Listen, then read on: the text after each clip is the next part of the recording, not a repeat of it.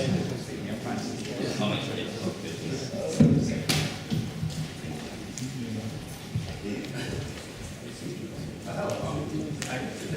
that right on the microphone? No. Is that better? Or should I hold it tight? Oh, you want to think?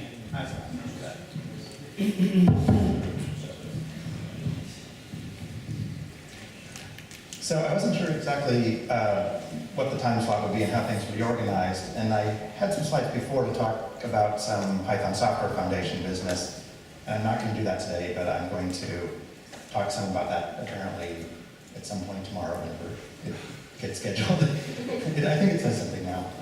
What I am going to talk about is a sort of technical topic that I hope will reach the different people in the audience.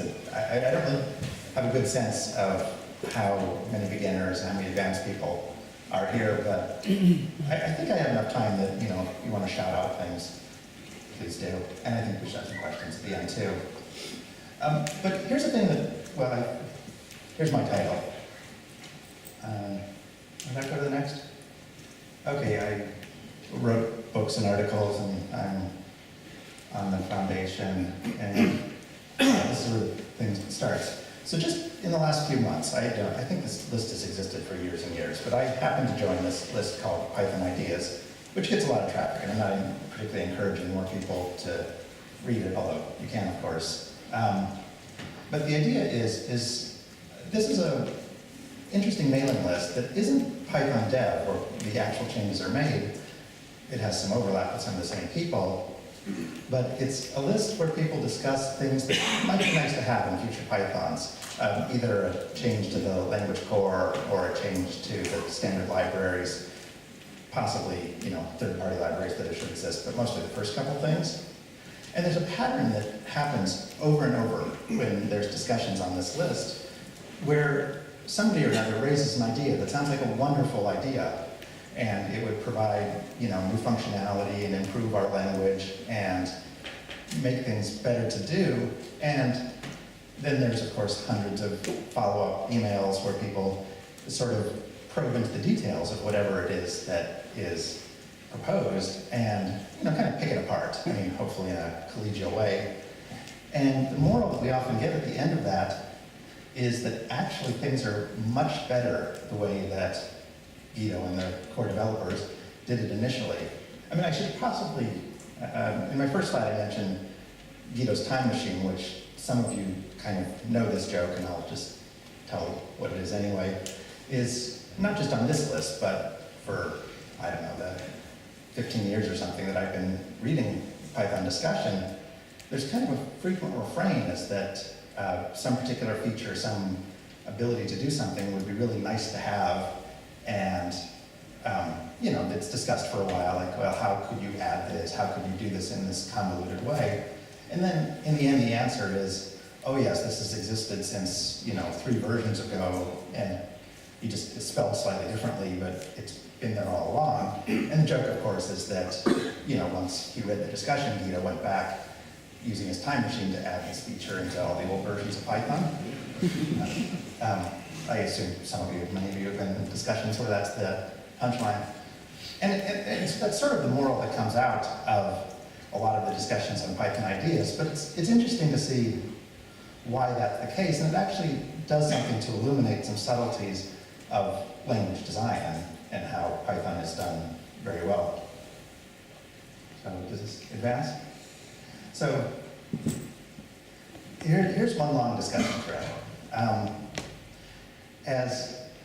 Okay, let me just ask, what do people in the audience think that this code should do? Shout something out, somebody. Concatenate. We'll take concatenate. Of course, what it actually does is it crashes. But this is a trick. What it really does is concatenate if you spell it slightly differently, because you have this optional start argument in sum that can pick the initial element and then perform repeated addition based on what the initial element is. But if you don't specify it, as you normally don't, it just assumes it to be 0, and of course adding a list or some other sequence to 0 is not going to work very well. And every time I play with this and try to do something on the discussion thread, I forget that star argument, and I think it should concatenate, which I think has a moral some slides later. But so we find out that this sum function, which we use all the time typically to add a bunch of numbers together, which are either in an actual collection or they're in an iterator, can actually do this fancy thing to concatenate a bunch of sequences together. And that's sort of interesting. But let's look at what it does. And it's in C, but look, this is essentially the same logic as what it does, is the function takes a sequence of elements, and it takes this optional start element, and it just loops through the sequence, and it does this repeated addition. And then at the end it returns, maybe I shouldn't have called start the accumulator, but it returns the accumulator. And maybe this seemed counterintuitive on the first slide that you can get concatenation out of summation, but it happens, and the reason it happens is this sort of obvious thing is, of course, that you use the plus sign between two lists and you get a larger list. And of course, Python could have, by design, used some other symbol for this. I mean, certainly other programming languages use some other syntax to concatenate sequences together, lists.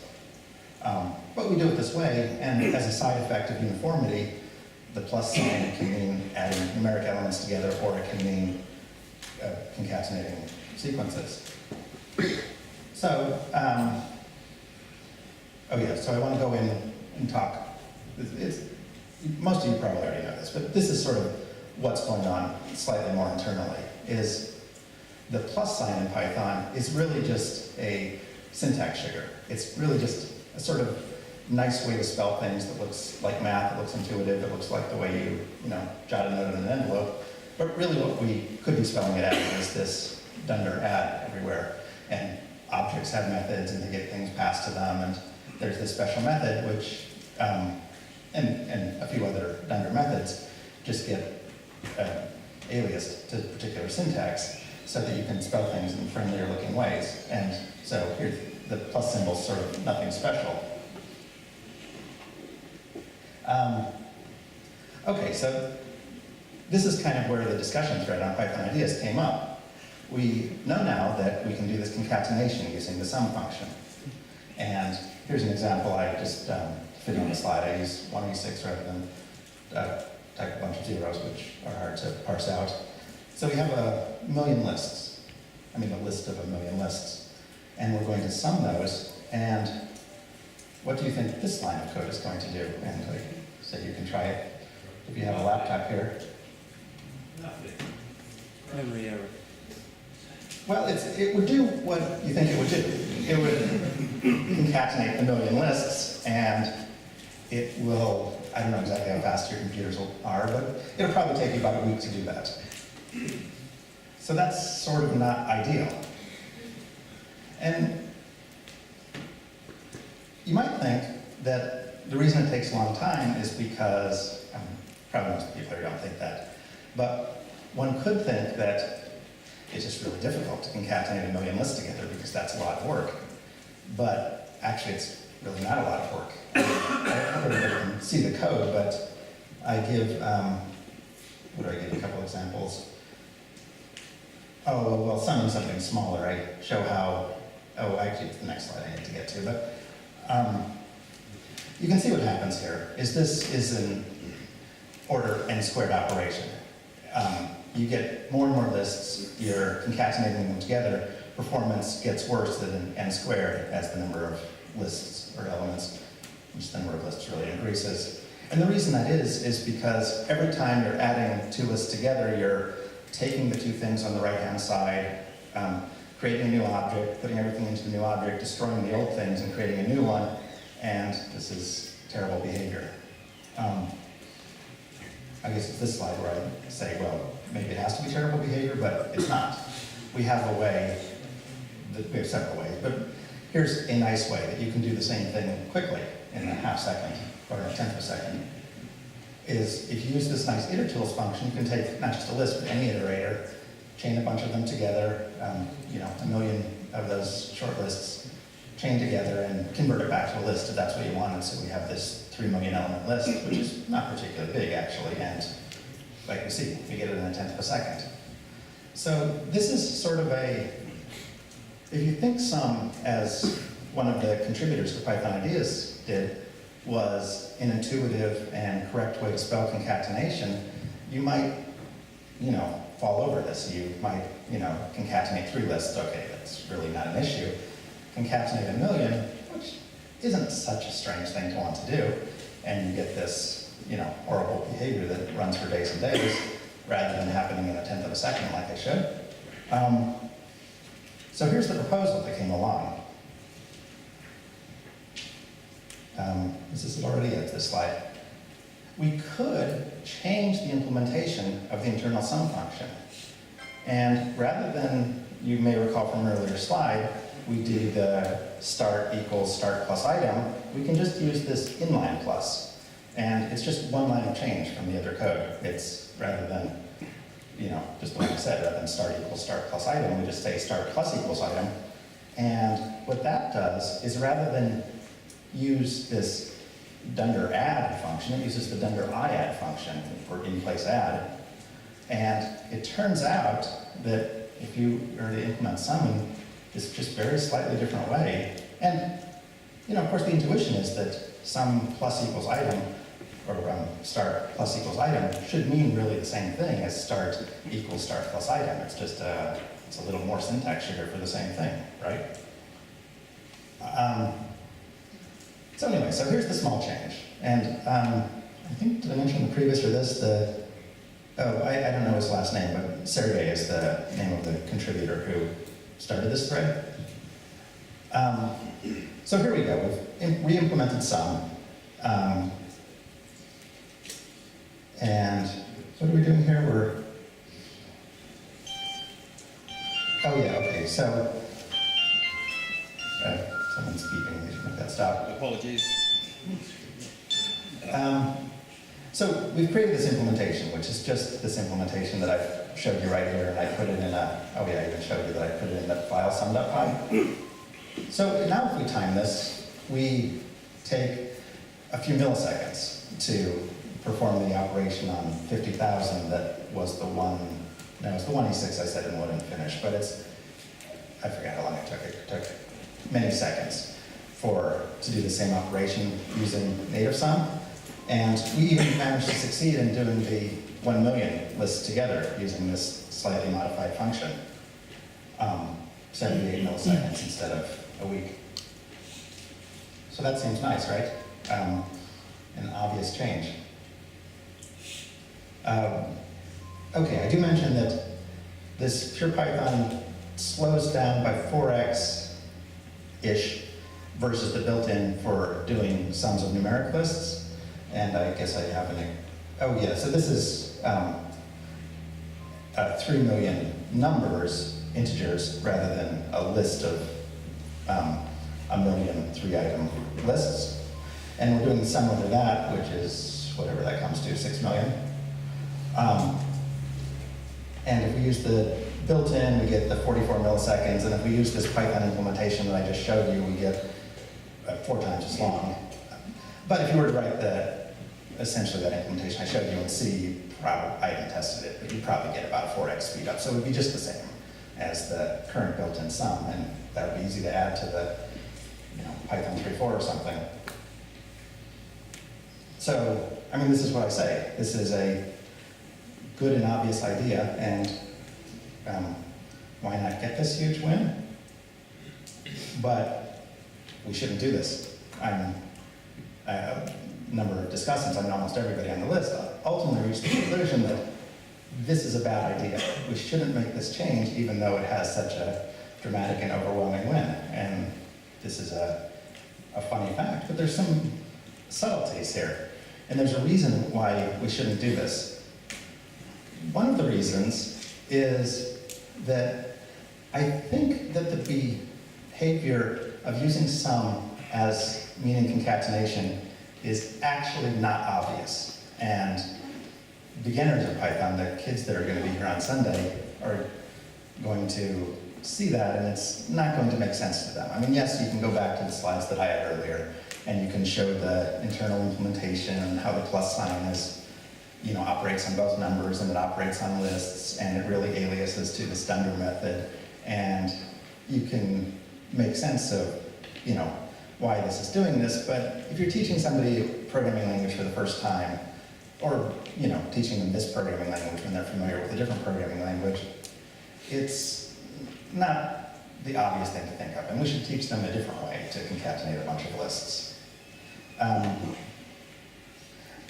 Obviously, on the discussion list, there's a variety of opinions on this and disagreements, and some people, of course, thought that, including the original poster, that sum was the one obvious way to concatenate lists, and others had a variety of intuitions about what would happen.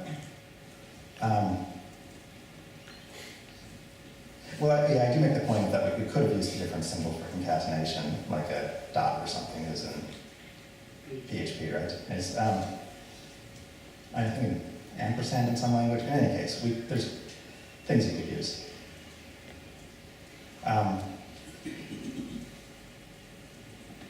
So here's what I did. I did an experiment to provide to the discussion, is that I asked two people, one who was both not kids, and this could be a different result, but I asked two adults I know, both of whom are well-educated and intelligent and not programmers. One is sort of a semi-programmer and one is not at all a programmer. Like, if you were to encounter a programming language, what is it that you would, and of course this is going to blow up as we saw at the beginning, but ignoring the blowing up part because that's sort of not important, what is it that you would want as a beginner this to do?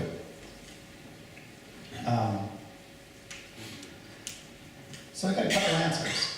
One answer from a sort of beginning Python programmer was that this should blow up. It doesn't make sense. There should be some sort of exception raised here. And it wasn't because the exception is that it's missing the start argument and the sort of more subtle exception we saw at the beginning, or rather it should just give a value error or something like that because these are the wrong types of arguments. And in fact, I don't have this in a slide, but you can try this as well. If you try to sum a list of strings, you get exactly that. I'm not sure if it's a value error or something else, but it's actually hard-coded that if you try to do a sum on a bunch of strings, which, string is a sequence, you could sum them just like you could sum lists, it raises an exception because Python is specially coded to not let you do that based on those data types. So maybe we should do that everywhere. And the reason, I could look through the whole Python dev discussions to make sure that I'm right about this, but I'm assuming the reason that someone special coded that to explicitly exclude those data types is because this is going to get awful quadratic behavior if you try to do sum on a bunch of strings to get a long string. And the way you do it is you do string join. You do, empty string dot join, and then your list of your million strings, and you get, I don't know the timing here, but it happens fast. It's not a problem. And also in the Python documentation, it explicitly says that in the documentation for sum, don't do this on strings. The right way to do it is this other way. We don't do the data type check on lists or other sequences. But in any case, so my one beginning programmer informant had this intuition that we should raise this value error or something because this is just the wrong data type to be working with. Another intuition I got, which is interesting, is that a non-programmer who looked at this thought that it should basically map the sum. Of course, I set this up in a sort of deliberate way that each of the component lists is a list of numbers, which makes sense to sum individually, but they thought of it as a element-wise operation, which is exactly what we get in programming languages like R or something, or probably Mathematica too, a variety of languages that tend to operate element-wise, where you'd expect the sum to just operate over each thing in the lists of the sequence of sequences passed to it. And so you might get this answer as, not as the way I'm spelling it in the comment, but as the way the code at the top is spelled, which isn't unreasonable. You could do that. What else do I comment here? Another intuition I managed to get, though, is actually sum on this list of numbers is sort of implicitly, you'd expect it to be some sort of recursive flattening of these lists. So sort of, you have some sort of nested structure of sequences, dig through all of these and find all the numbers and add them all together. Which, again, I mean, there's a certain intuition when you spell it SUM, you want to find all the numbers and add them together. So, I mean, clearly this is teachable as what it actually does now, but you'd be easily led astray.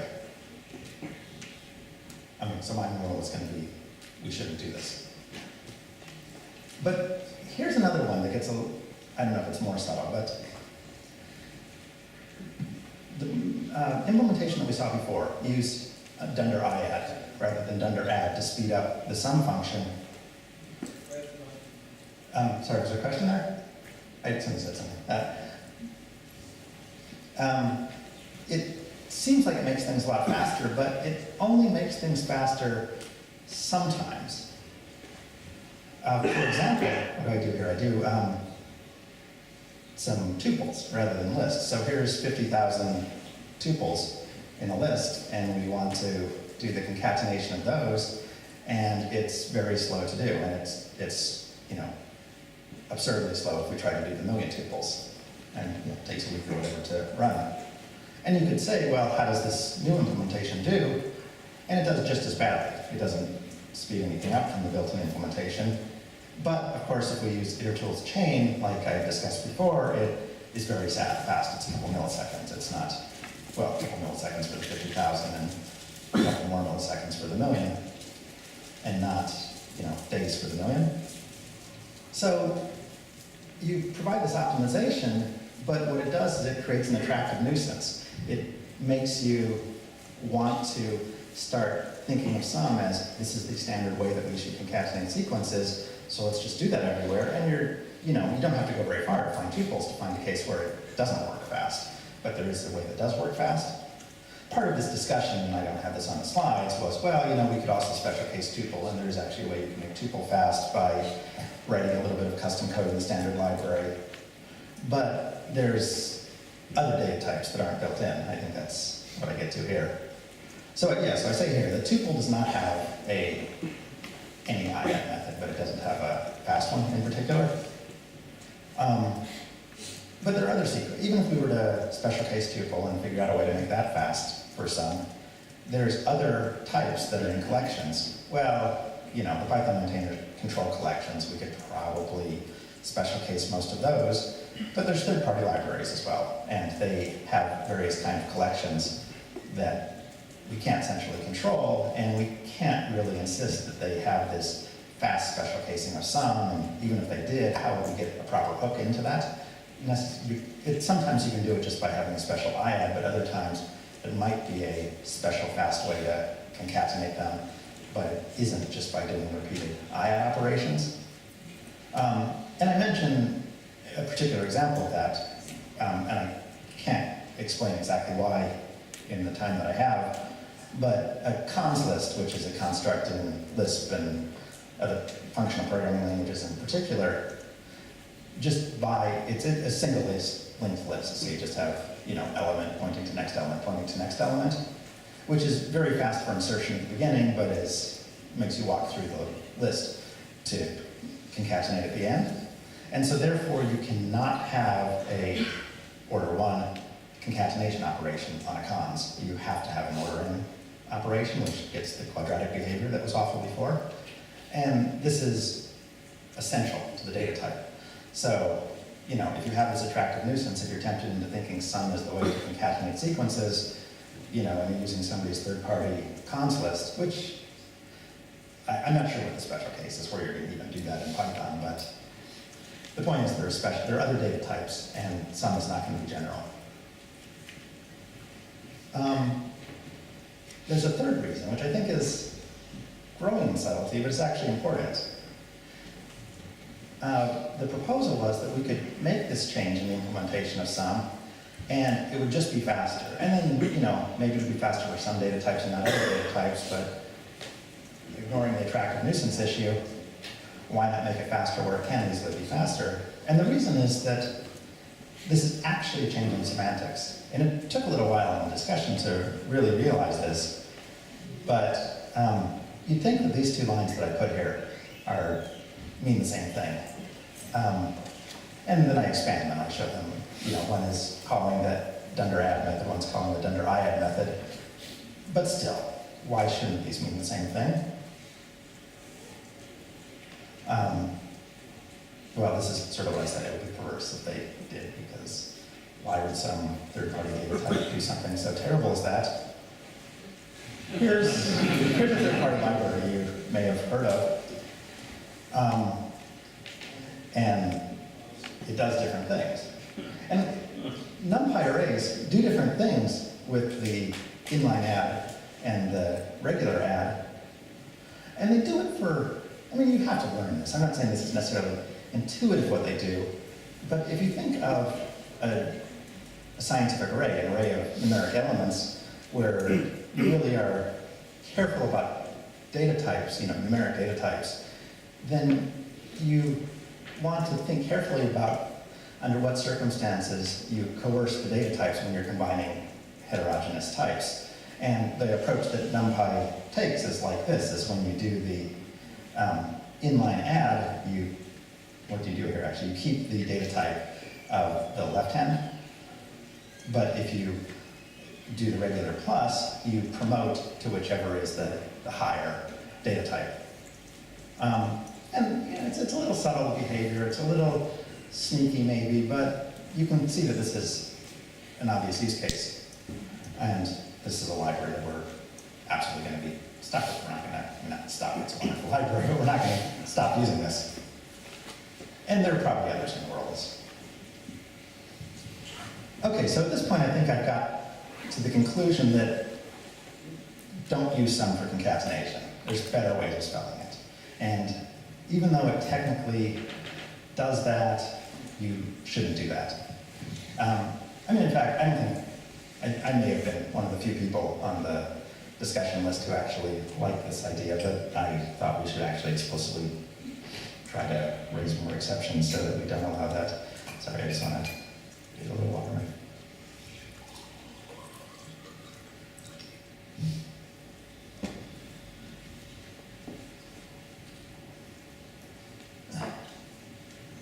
Okay, so sum is not concatenation. Sum is a way that we can add a bunch of numbers together. But at least when we add numbers together, it's fast and accurate, and we can use it everywhere we want to do that. This was actually some other threads in this mailing list. It doesn't work so well. Sum, in fact, gives bad answers if you add floating point numbers, because floating point numbers act very strangely. A very long time ago, I think on the Usenet group, Complaying PyCon, which I don't read anymore, but I did, a decade ago, someone made the comment that anyone who claims to understand IEEE 754 floating point math is either a liar or Tim Peters. And Tim Peters replied to this and said, it could be both.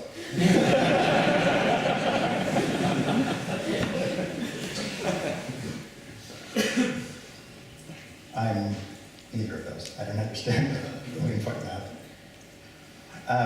Somebody does. I think Raymond Hedinger does. I'm not sure who. You know Mark who did F-sum?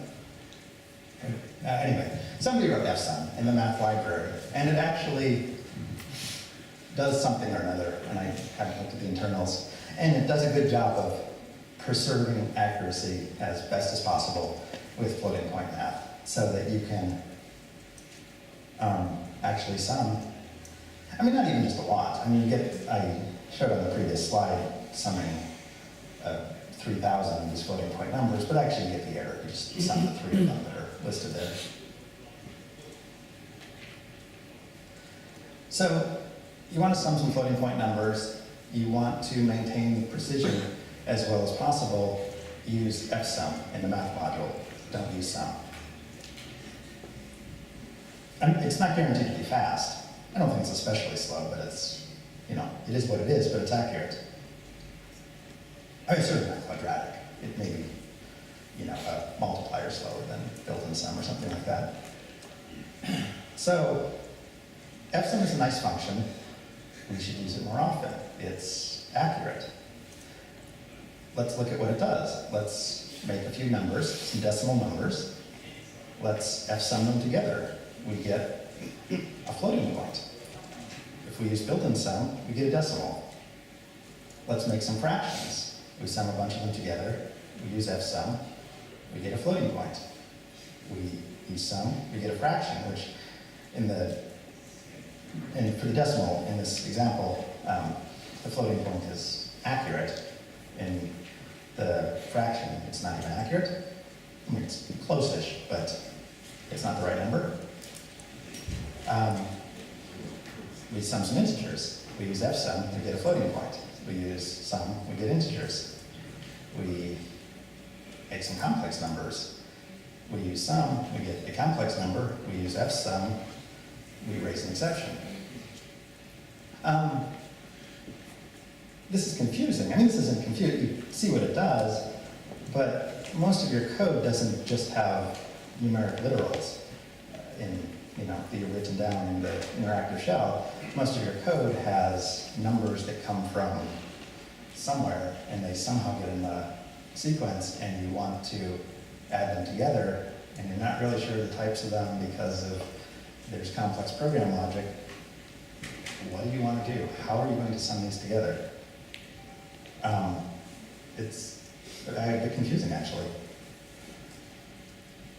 So, should we use fsum more often? Yes. Should you use it all the time? No, because if you started out with some decimal numbers, there's probably a reason you want to be doing decimal arithmetic. If you started out with some rational numbers, there's probably some reason you want to be doing rational arithmetic and even integers, and certainly with complex numbers. So, I mean, you could write some pre-scan of all your numbers and figure out their types and what type promotion is necessary, and, you know, there's a lot of extra logic in there, and it's going to be slower. So this is not a terribly happy situation. So Stephen DePrano suggested this new module, statistics, that should be added to. There's some debate about the name, but it sounds like in Python 3.4 we are going to have this module, statistics, which is going to have a new sum function, and it's going to have a bunch of other functions for basic statistical operations, not sort of advanced, but, you know, the sigmas and I don't really know exactly what is going to go in there. There's that PEP, I think, gives all the information on what goes in there. But the point chiefly of the module is that it's going to, well, do two things. I mean, for some and for some of the other functions, it's going to maintain data types so that you can work with decimals, you can work with fractions, you can work with integers, and you're going to keep that at the end of the result. And you don't just have to coerce back from the floating point, which could have introduced some floating point inaccuracies, but it's going to do the math all along in the appropriate data type. And it's going to be fast-ish, and it's not going to crash on, you know, if you throw complex numbers or something else at it.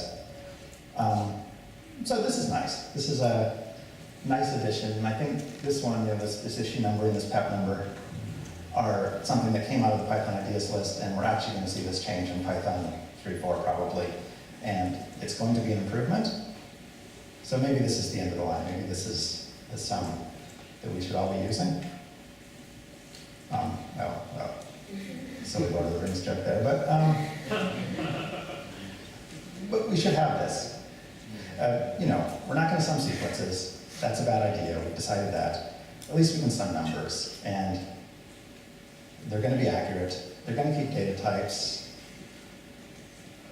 Didn't we have a thought though somewhere that we wanted these to be fast operations? Let's look at some things. So, what do I say here? I made 10,000 fractions. I don't show you the code to do it, but they're, random with a fixed seed, and the numerator and denominator are both less than 10,000, and they might be positive or negative, something like that. Anyway, but there's nothing tricky. I'm not stacking it with particular fractions. So I have some random 10,000 fractions. I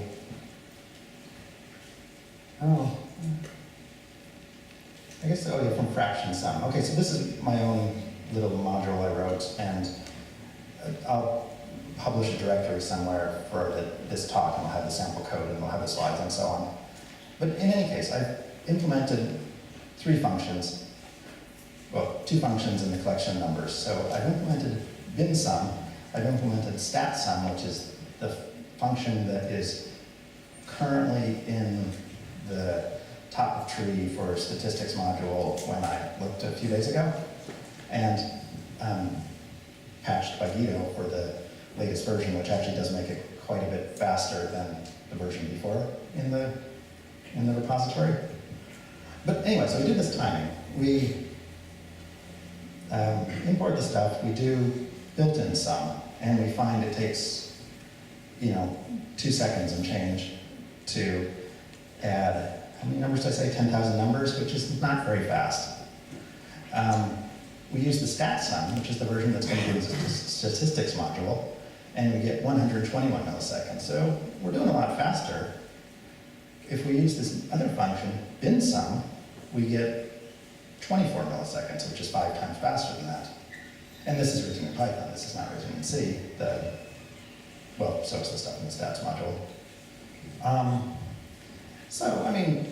2.5 seconds is awful. 121 milliseconds is not awful, but it seems like there's still low-hanging fruit here.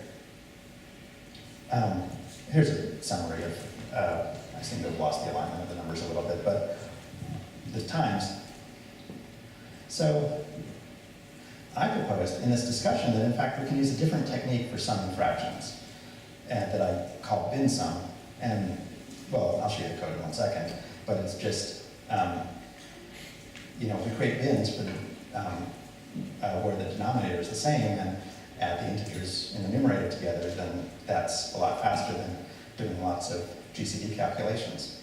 Oscar Benjamin started this thread, and he proposed a technique for speeding up summing fractions, which is actually incorporated in what I'm about to show you, but it turns out you can combine these 2 techniques and get something better.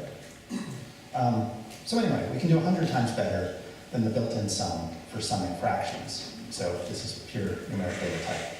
And we can do 5 times better than the one that's going to be in the statistics module.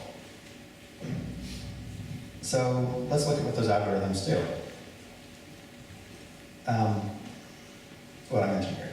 The reason that adding fractions is slow is because every time you add 2 fractions together, you have to find the greatest common denominator of the denominator, and then multiply the numerators accordingly and add those together.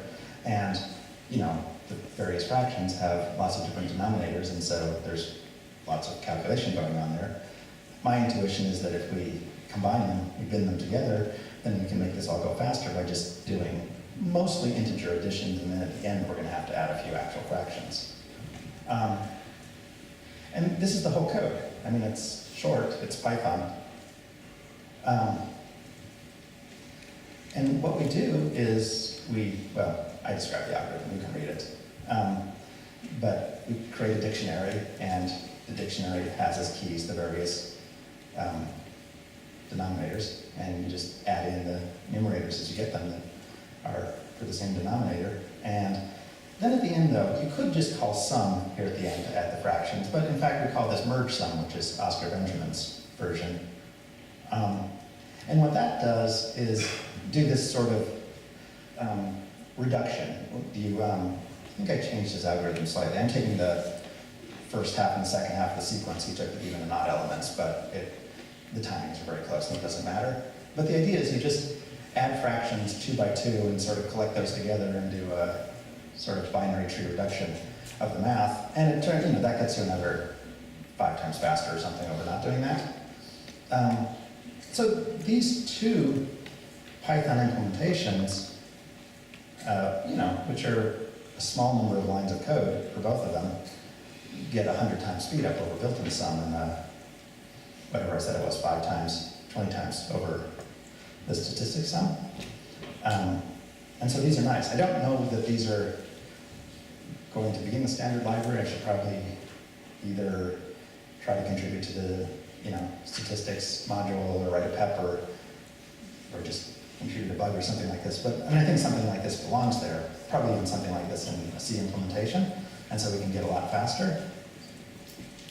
How do I see what I am? Oh yeah, so I mentioned the fractions. I showed this method where you can sum fractions much faster than the standard methods. The exact same reasoning and much of the same optimization is going to apply for decimal numbers.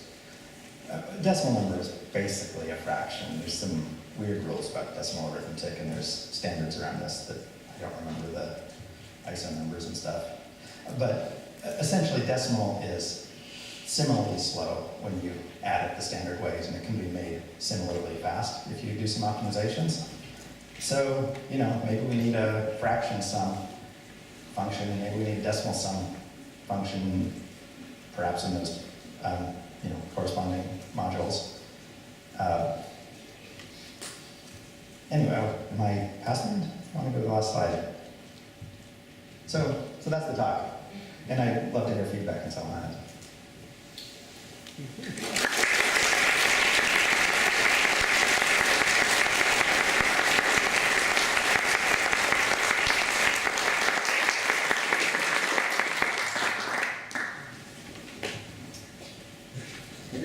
It's great to see that those exist and that there can be such variety in what on the surface sounds like a mundane topic.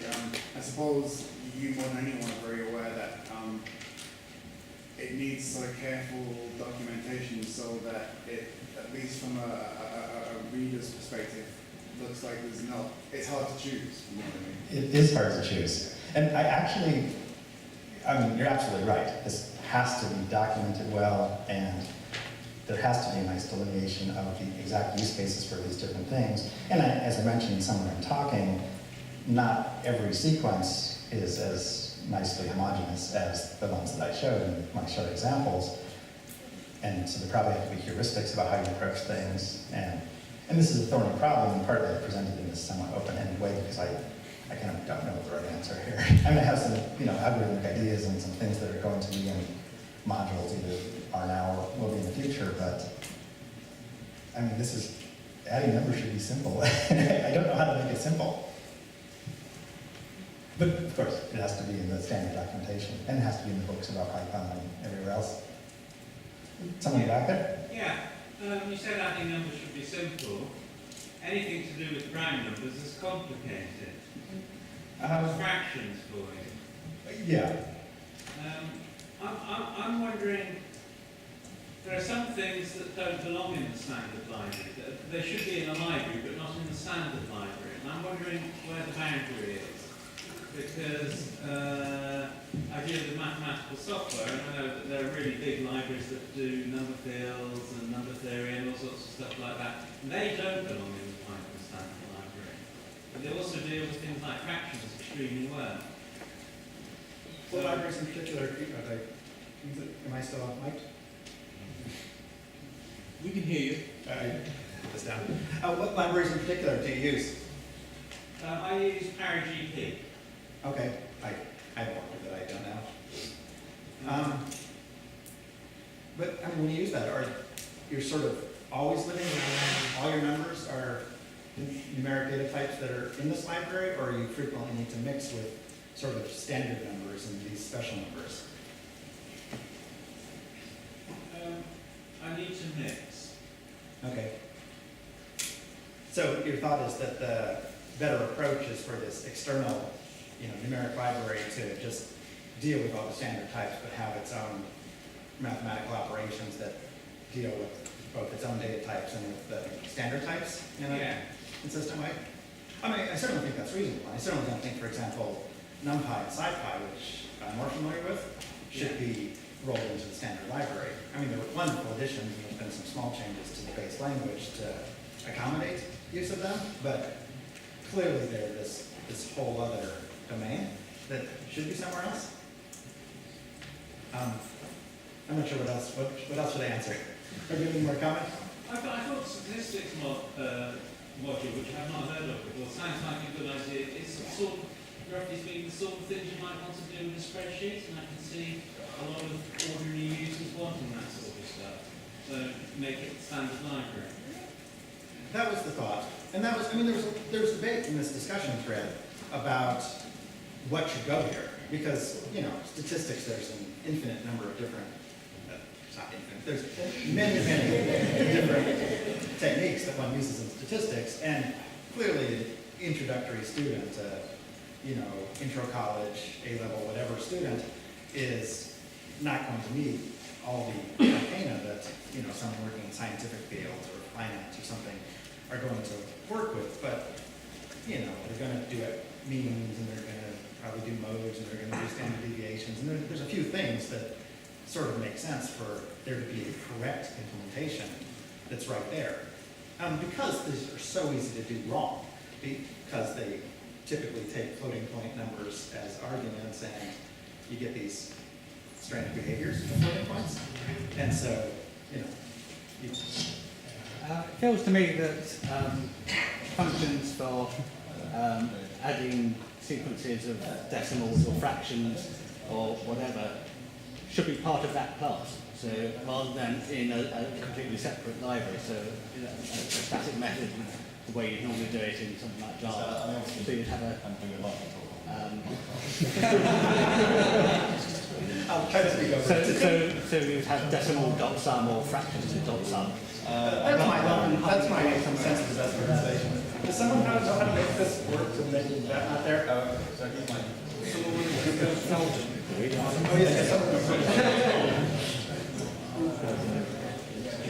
yes. That's good. Yeah. But yeah, I mean, there's also some subtleties of where you put things in the standard library. You know, and, I mean, for example, there's some talk in these threads. We have this math module, which, I mean, the name is just math. But basically what it is floating point math. But should you put fraction sum under, you know, some, you know, maybe fractions underscore sum, or should you put that function, or should you put statistics sum, or should you put something else into the math module because it's a math type operation? Should it be in the fractions module? But then you have to look in, you know, one of a half dozen modules to find the right sum. I mean, these are design decisions, and I think the way that they've been made in previous versions is good, but there's room to argue about the details. Oh, I don't care.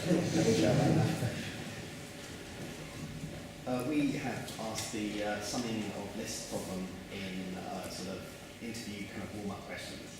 And some people, so flattening a nested, two-level nested list. And some people have pulled out some, so it's obviously obvious to some people. They work out that they may have to do the stuff. The chaining thing seemed to be the preferred solution from the list.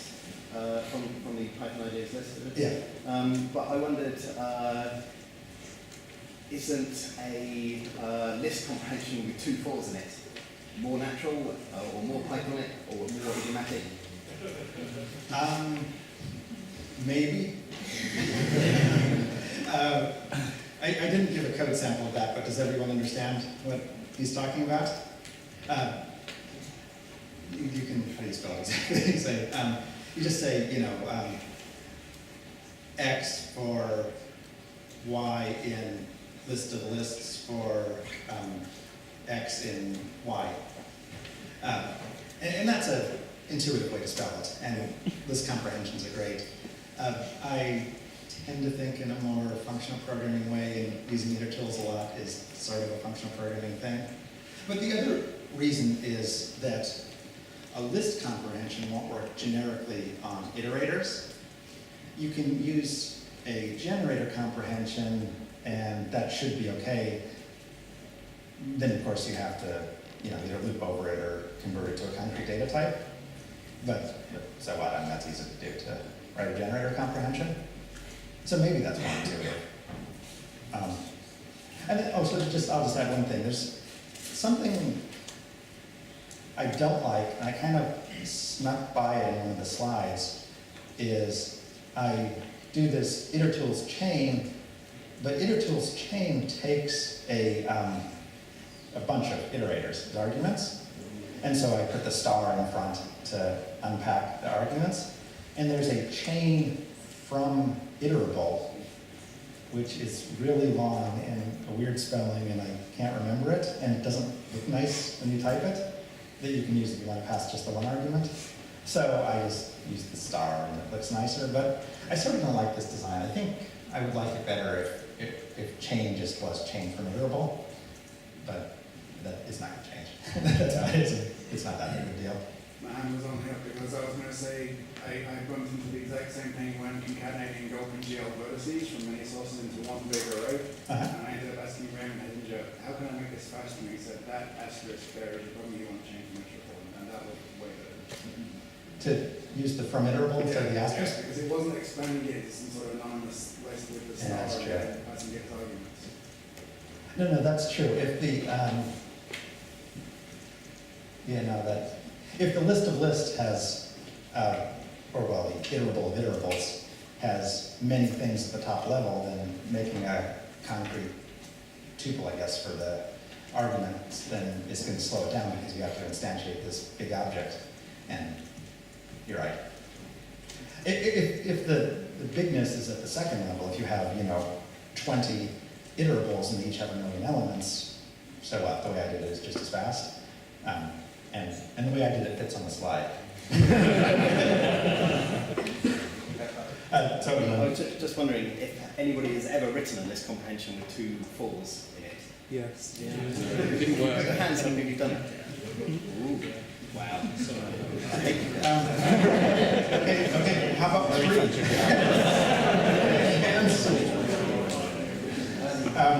I can ask 4 and I'll keep my hand down. Over here.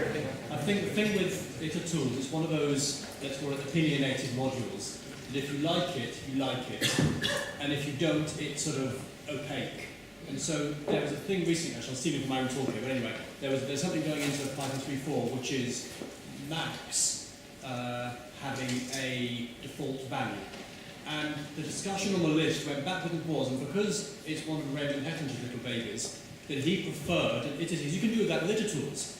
And of course the feedback was, yeah, but that's really not. For some people, you've got 2 options without the new value. You've got 2 options. You either try accept, or you use itertools, right? It doesn't matter what this actually is about. But the point is, for somebody, itertools is the answer. That's a like itertool, chain, star, this. And other people look at that and think, I have no idea what that does. It might be neat and cool and fast, but I have no idea what it does because it's a very functional, the whole itertools thing. So if you buy into itertools, it's great.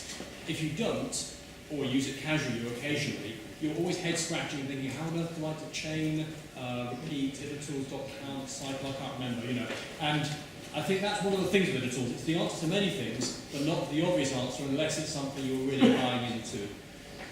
The really nice advantage, it's often hard to reason about the functions in itertools for much the same reason that it's hard to reason about a language like Haskell that are highly composed, highly functional languages, which have many of the same primitives. I mean, often spelled the same way because Raymond read the Haskell docs to do it. But it does get you laziness much better than you can really ever get in this try except loop. So if you make this complex expression that uses, a half dozen functions from itertools and, an iterator that, generator stuck in there somewhere else or a few of them, you get this whole complex logic that's one iterator and it doesn't instantiate anything until you actually use it, and it can be very, very efficient. But it is hard to reason about. But I think the thing is that's fine so long as it's solving the problem you have. But if your problem is not, I've got a big list that might grow massively and run me out of space, your problem is just, I want the value from the max that has a full color, then it's not solving a problem you have. And in fact, it's creating one you didn't have before, which is unreadable or perhaps less intuitive code. So I think that's the issue with it. Clearly, it's clear what it does very well, which is take lazy triples and so forth. But if you don't have that problem in the first place, it's not really solving anything for you. I sort of think there should be a function called concat, which is a short, obvious spelling, and it's just spelled with these couple other irtools functions, and we could stick that in the irtools module. And then there's this, and this is partly, Raymond's thinking and some other people's, is that the point of irtools is to make the minimal core set of things that are necessary to very concisely compose anything else you would need. And indeed, you can write this concat in one line of code, composing a few other things, and you can write a whole lot of other things that might have more descriptive names using one line, combining a bunch of these recipes in irtools. And if you look on the Python cookbook or somewhere, you can find recipes to put these together, so someone else has done this right. But the problem is a lot of people have done it not quite right, and those are in the recipes too. So I tend to think there should be the canonical version of anything that has an obvious spelling in, probably in irtools or built into it. Two aspects. Since one of the things of this conference is about pedagogy, everyone thinks they know how numbers work, but when you're dealing with specialist libraries, when you're dealing with particular numeric domains, there aren't trivial answers. There are techniques which actually require quite a bit of learning effort in order to be able to use. Now, I lost count of how many different sum implementations you were saying are either in or are proposed for the standard library. It's quite possible that none of those are going to fit. What do you think is the impression that a novice or a newcomer to the language is going to get if they suddenly have half a dozen or 5 or 4 of these things to choose from? Is this actually improving that aspect of Python? Well, one thing that, no, that's not true. I was about to say that some was at least correct, even if not fast, but of course it's not for floating point numbers. No, it makes it harder. And I don't know the answer because it seems that the numeric domain is inherently hard. I don't know that there is any simplification we can do at a language level that actually makes these numeric issues easy for learners. Perhaps that's a bit of a false goal.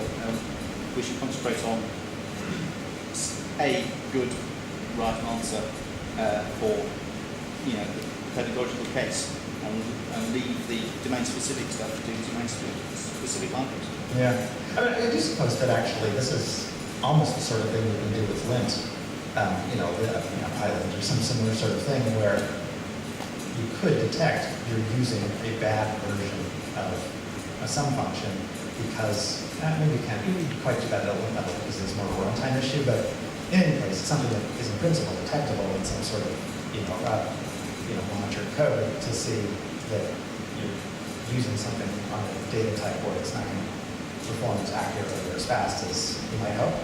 But that's a tool for someone to learn. That's not all put that in the interpreter itself. I was just going to say, being somebody who's kind of lost in most of this, I use Python as a background QA, but surely the whole point of it is that you learn some, and what you do is go as you go, you learn what numbers what. And you know the square root of 4 is 2. And eventually you work out that there is actually a square root of -1. When you Did you work that out on your own, or did someone tell you? It's in my imagination, very good. Thank you. But it is a case of learning as you learn how the language works. Yeah. And you implement it in certain ways. You have avenues and options to do things. And I think that's part of the learning process. Not that you would suddenly, I know how to add 2 numbers, but I have all these options. You would say, I know how to add numbers this way, but I now need to know how to add numbers in a higher level. And you would go through that no more than learning through school to get to numbers. I think that is how you have a language of mathematics. It's relatively the same language, but you learn and you develop through it, rather than suddenly having, there's maths. Yeah. And people saying, okay. So I think having the options there is good. And you learn it through experience and so. I actually hadn't really thought of that, and thank you. But I mean, I hadn't thought of this following until just now. But I mean, I wonder if people who have used other programming languages, particularly scientific-oriented programming languages, are there any programming languages that do basic arithmetic on a variety of numeric data types correctly and fast? I mean, does, Mathematica or MATLAB or R or Octave or anything else actually do this sort of thing right? I mean, does anybody have experience or opinions? Yeah, the PyCon-UK, which I mentioned, I think that's the same number theory language. Okay. So that's people dealing with quadratic rationality and things more complicated than that. So they deal with numbers that aren't even complex numbers. Can you deal with rational numbers or with decimals? Yeah.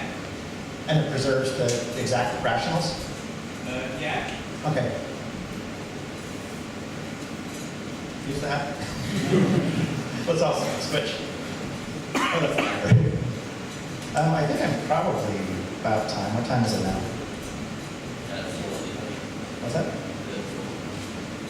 Oh, I'm sorry, a little bit more. Maybe I started a little bit early. Well, I think I'm just going to be done. Unless, is there any more questions? Any more comments?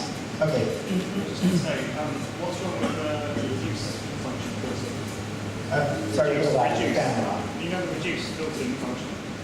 You just do reduce and then sum add operator and that's the same as sum. I often think that sum is kind of a specialization of reduce, if that makes sense.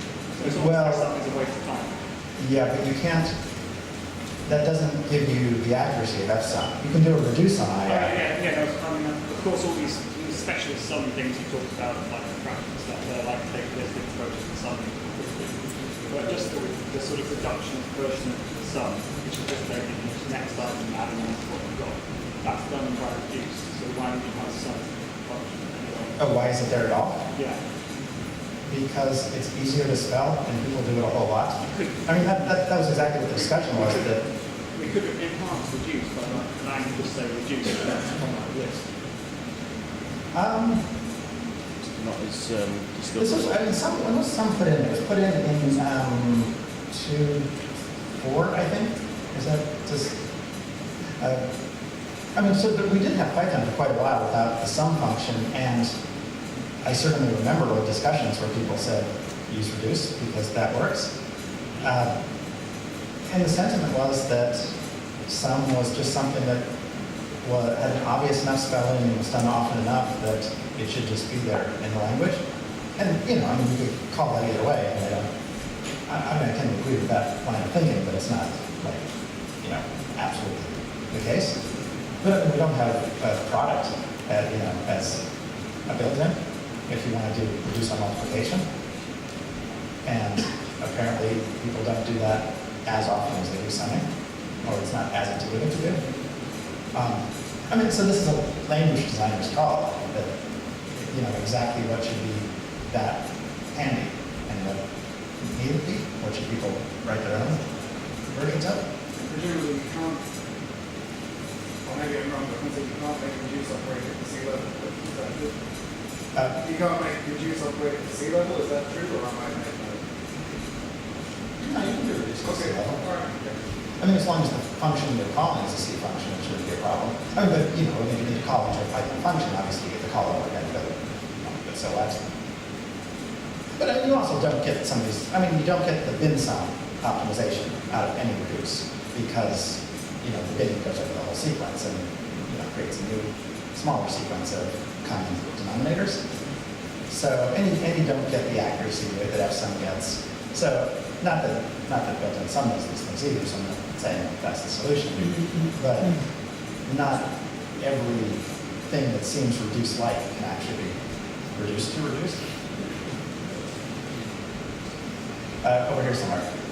Yeah, the Senate Python says there should be one, effectively only one obvious way of doing it. It does.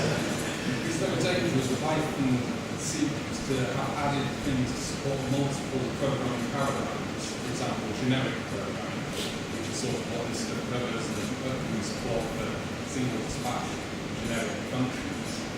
Does it mean that even at the design level, we're getting multiple ways of doing it, and that dilutes what it means to be Pythonic in some way? I think this is actually a case, though, where that tension is well accentuated. Because when some was added in Python 2.3 or wherever, what was the obvious way to sum numbers? And, you know, some people would say use reduce, some people would say use a loop, a loop. I guess this was list comprehensions added at the same time, or anyway, you know, some would say use list comprehensions. That there wasn't an obvious way to do it, and sum was introduced in part as the obvious way to do this thing that people do a lot. And, you know, I'm saying it doesn't work in a sense because it's not always the correct thing to do. Well, it's always the obvious. Okay, so that's the answer. There's always one obvious way. There's not always one correct way. But I don't know how to. So, did anyone suggest the slightly awful way of doing it? I think an argument some say, for us, it was to be an inch or a focus before you do the sum, and then the appropriate sort of summation. So you can push it up front, but I'm double heterogeneous in terms of values, but let's treat them all as integers.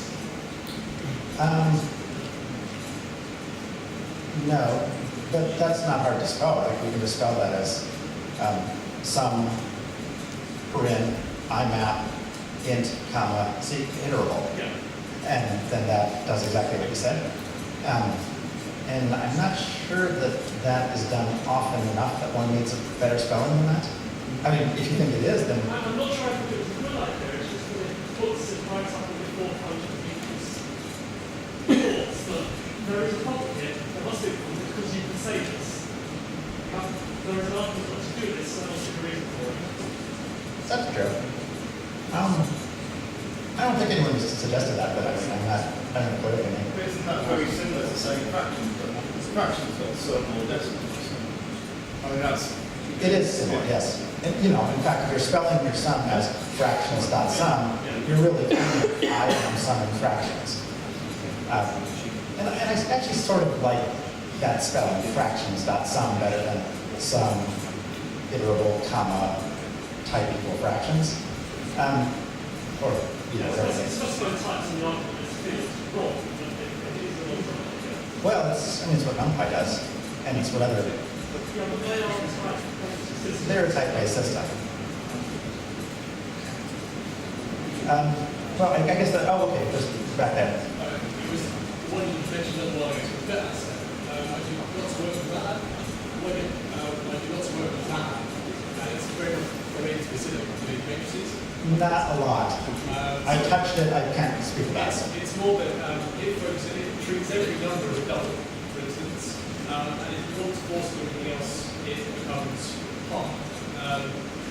Python's not doing the fact that if you want a different paradigm, if in my case I want to do time series analysis or whatever in expectancy, then I use NumPy questions. Yeah. I think the pain point for chat over here is we will have multiple paradigms, but they're using different modules, which sort of create their own APIs, how they work. And that's something I don't know whether it could be resolved at some point. But that's the tricky point. The bit with sum and things you have built in, it's kind of, I think you should place towards Joe using what is on the average user, what's the thing they use for first, and then all the other modules that you report are domain-specific things for APIs. I guess my question is then, is what is standard like? What's the standard like for? Is it the average user, or is it to preserve a political philosophy, or there's going to be something that's going to be optimized for that can't be optimized for everyone? Well, there's certainly always contest about what goes in, but I think of it as, well, I mean, you have this batteries included philosophy, but obviously there's a limit to what, you know, it's not the bolt-on parts or something, I don't know, but I think of it as like everything one would generally need for a basic college course in like a scientific field. And I think it roughly, or you know, certainly programming itself, I think it roughly covers that. Oh, and also for sort of everything one would need to make basic web application, and the sort of, so you can at least enter into every domain where Python is likely to be used in the standard library, but if you're really an expert in that domain, you're probably going to need other modules, other libraries. But, case by case, the boundaries are very fuzzy. Yeah. So I'm not sure if I remember whether you said this in your talk, but what was the rationale for not just replacing the built-in sum with statistics.sum if it always gives at least as accurate an answer? Assuming we don't care about, and it might be as performance. I sort of think that would be a good idea, but I think that would be a good idea because I think it would be a good idea to start data checking the argument types to sum to make sure they really are numeric. Statistics sum explicitly only handles numeric arguments, and it's in 3.4, so it uses the ABC, the abstract base classes, to say that it has to be an instance of numeric. So it will crash on summing a list of lists by design. And for backwards compatibility, we can't do that with built-in sum. Well, yeah. I think we should. But it would break with backwards compatibility to make that change. So I think the problem, from what you said, you wanted the normal sum function to be obvious to beginners. So when they come along with a list of 3 numbers, sum on those 3 numbers, they get number plus number plus number. Yeah. And with other objects, list plus list plus list, you add them together. But if that's the way that the normal sum function works, if you then come along with a billion numbers or some very high accuracy decimal numbers, computers can't do number plus number plus number on very high accuracy decimal numbers simply because of what level of accuracy number you want. And for beginners, that isn't obvious. Like, I think a lot of computer scientists, and probably most of the people in the room. So, I'm sorry, we're talking about billions of floats or billions of fractions? Decimals. Floats, sorry. Well, no, there's no, you can sum billions of floats. I mean, there's no particular... Sorry, I meant, I think more the very high accuracy floats. So if you have, a decimal number with 50 decimal points. Oh, yeah. Okay. Python uses 32. I don't know the accuracy of Python numbers normally. So the decimal module can support decimal numbers of up to 34 decimal points. So yeah, and is that only the decimal number, like normal, sorry, I'm getting It's also going to explain So I'm coming across this problem asking this question. Maths in computers isn't the same as maths for people, because we can write down 90 decimal places, sure, and then add it to a 90 decimal places, but the computer doesn't follow the last however many depending on the accuracy.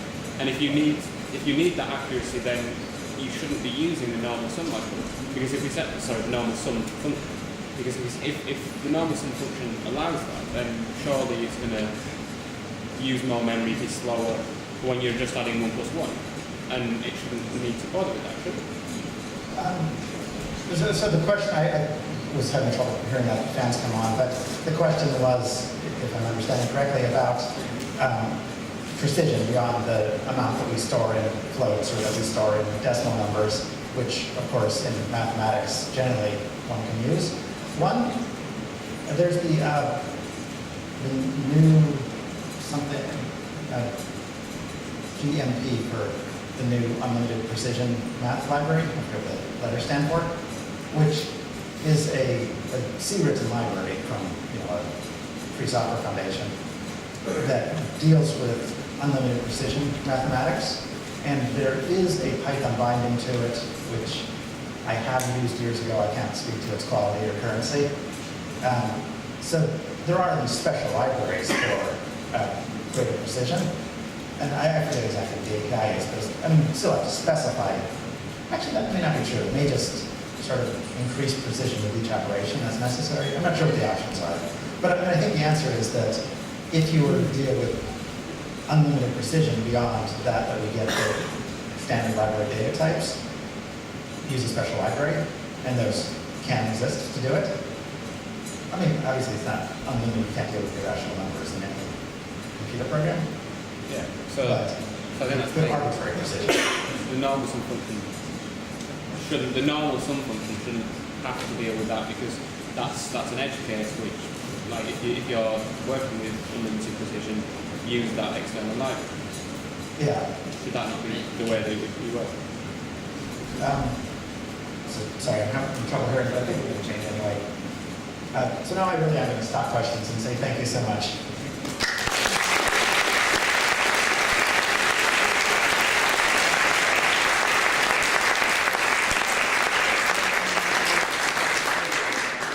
Okay, thank you. We'll try and get the microphone sorted out in the future, that we can have 2 microphones so you can hear the questions. The good news and the bad news. The bad news is that we've already been told off for the venue for smokers. Usually it takes a day for us to get told off about the smokers, but we were told off already at half 10. If you're a smoker, you're a naughty boy, but also, or girl, but also you need to smoke in the smoking zones. So when you smoke, walk away from the building towards the smoker zones, and there are various smoker zones on the campus. So other people use these buildings as well. And so if you smoke, then smoke in the smoking zones or quit, okay? Step outside the door of the venue and smoke next to the venue, because we get told off, and it's a very nice venue, and it's a good price venue, and please respect the venue by walking away from the venue to smoke in the designated smoking zones, or respect your body and don't smoke, because your body is the most precious computer you'll ever get. So, precious hardware you'll ever get. So, that's the bad news. The good news is there's been a talk calculation, and we have a new talk, ubiquitous larch. So, if you want to find out about visual programming, there's Jeffrey's waving in the back. If you want to find out about visual programming, go and find out about large programming. That's a new talk added to the schedule. So if you didn't see it, it's been added to the schedule.